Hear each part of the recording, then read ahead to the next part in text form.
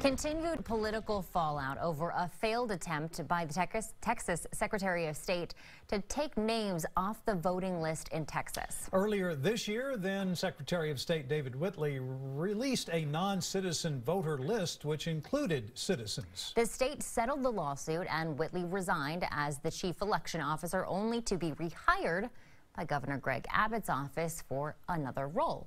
Now, Central Texas Congressmen Joaquin, Castro, and Lloyd Doggett say that Governor Abbott now has more explaining to do. They called for a congressional subpoena to turn over more documents about the effort. KXAN political reporter Phil Prazan is here with what happened just hours ago. Phil. Well, Sydney and Robert, the first thing you have to know is anytime you have people deciding over who can vote and who can't, is going to be overwhelmed by politics. 2 emails came out of a public information request. The Democratic congressman pointed to them saying Governor Abbott started the effort to take names off the voter rolls. Abbott's office says not at all.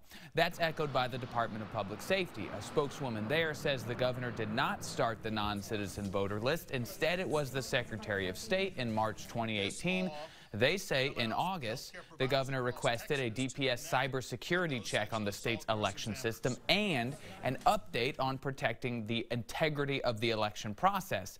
Then Amanda Arriaga from the Driver's License Division in the Department of Public Safety wrote the governor is interested in getting this information as soon as possible. After that, John Crawford, a Texas DPS information technology manager, writes, "We delivered this information earlier in the year, and we have an urgent request from the governor's office to do it again." I asked the Democratic congressman why they think this points to Abbott starting the effort.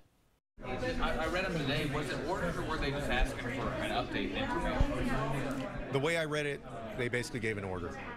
Very close with the Secretary of State, who acted immediately after being appointed, that he has a lot of explaining to do. Yeah, I would just add to that. If the governor is not taking ownership of what the former Secretary of State did, why would he turn around and rehire him at a job that pays him over $200,000 a year? So he clearly agrees with the actions that the former Secretary of State took. In response, Governor Abbott's deputy press secretary, Nan Tolson, told me Congressmen Castro and Doggett showed that they are as ineffective at spinning lies as they are at working for Texans in Washington, D.C. But here's the thing. This isn't over. The Congressional Committee of Oversight and Reform is investigating the state over this action, and these 2 congressmen want Abbott to apologize for hiring Whitley back into his office. Robert. With the presidential election coming up next year, there are ongoing fights about who has the access to the polls. In Arizona, lawmakers set aside $530,000 to start an election integrity unit. That money will be used to investigate illegal voting concerns. Last November, Florida voters allowed convicted felons who completed their sentence to be allowed to vote. That adds more than 1 million eligible voters to the rolls in that state. Last month in New Hampshire, lawmakers made it easier for out-of-state college students to vote in their state.